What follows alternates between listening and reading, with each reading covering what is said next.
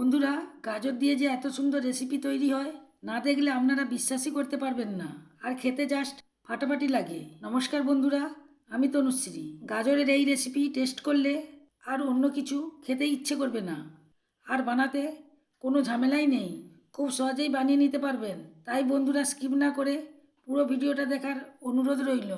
বন্ধুরা, গাজরের এই দুর্দান্ত রেসিপি বানানোর জন্য প্রথমে গাজরটাকে ছিলে ভালো করে ধুয়ে নিয়েছি।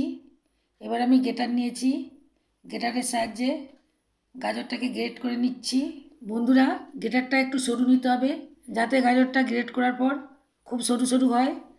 সব গাজরটাই আমি গ্রেট করে নিয়েছি। দেখুন আমার কতটা গাজর বেরিয়েছে। এবার নিয়ে নিয়েছি কিছু সেদ্ধ আলু। সেদ্ধ আলুগুলোকে আমি একটা একটা করে ভেঙে নিচ্ছি, গাজরের মধ্যে ভেঙে দিয়ে দিচ্ছি। বন্ধুরা, আমি আঠালো করার জন্যই এখানে আলুটা ব্যবহার করছি। সব আলুগুলোকে আমি ভেঙে দিয়ে দিয়েছি। এবার দিয়ে দিচ্ছি লঙ্কা গুঁড়ো। যেহেতু গাজর মিষ্টি হয় তাই লঙ্কা গুঁড়োটা একটু বেশি দেবেন। এবার দিয়ে দিচ্ছি পরিমাণ মতো নুন, দিয়ে দিচ্ছি জিরে গুঁড়ো, ধনিয়া গুঁড়ো আর সামান্য পরিমাণে আমচুর পাউডার। আমচুর পাউডার দিলে খেতে খুবই চটপটে হয়। সব উপকরণগুলোকে আমি মাখিয়ে নিচ্ছি। মাখাতে মাখাতে ডোয়ের আকারে চলে আসবে। আর বন্ধুরা, আপনারা দেখতেই পেলেন এর মধ্যে আমি তেমন কিছু মশলা ব্যবহার করিনি। দেখুন মাখাতে মাখাতে খুব সুন্দর একটা ডোয়ের আকারে চলে এসেছে। এবার এখান থেকে কিছুটা নিয়ে আমি এইভাবে একটা লম্বা শেপ দিয়ে দিচ্ছি। আপনারা যে কোনো শেপে তৈরি করতে পারেন। একটা বানানো হয়ে গেছে, আপনাদেরকে আরেকটা বানিয়ে দেখাচ্ছি। বন্ধুরা, এই নাস্তাটা খেতে অপূর্ব লাগে, আর বানানোও দেখতে পাচ্ছেন খুবই সহজ। আরেকটাও তৈরি হয়ে গেছে। এইভাবে আমি সবগুলোকেই তৈরি করে নিয়েছি। এবার আমি নিয়ে নিয়েছি কিছুটা ময়দা, এতে দিয়ে দিচ্ছি জোয়ান। জোয়ান দিলে খুবই টেস্ট হয়। এবার সামান্য পরিমাণে জল দিয়ে দিচ্ছি, দিয়ে এটাকে ভালো করে গুলে নিচ্ছি।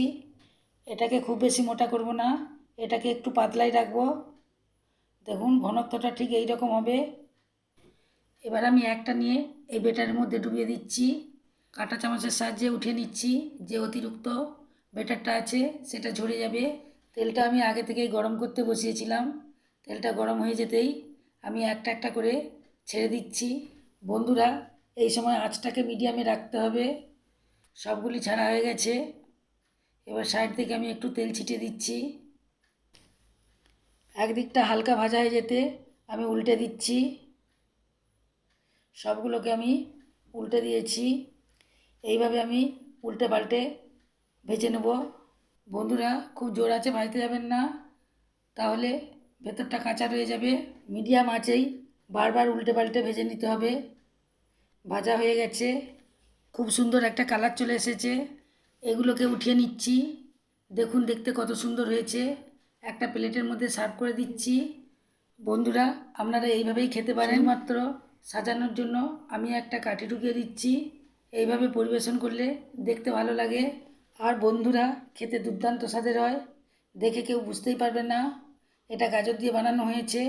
কেউ অতিথি এলে আপনারা ঠিক এইভাবেই সাজিয়ে দেবেন, তারা দেখে আপনার প্রশংসা করবে। বন্ধুরা, আপনাদের বাড়িতে গাজর আর আলু থাকলেই মাত্র 5 মিনিটেই এটা তৈরি হয়ে যাবে। আপনারা এটা যখন খুশি বানিয়ে খেতে পারবেন। একটা আপনাদেরকে ভেঙে দেখাচ্ছি। দেখুন ভেতরটাও কত সুন্দর হয়েছে, কতটা লোভনীয় হয়েছে, খেতে তো দারুণ লাগে।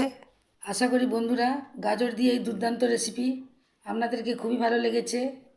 তাহলে লাইক করে দেবেন, আমার চ্যানেলকে সাবস্ক্রাইব করবেন এবং বন্ধুদের মধ্যে প্রচুর প্রচুর শেয়ার করবেন।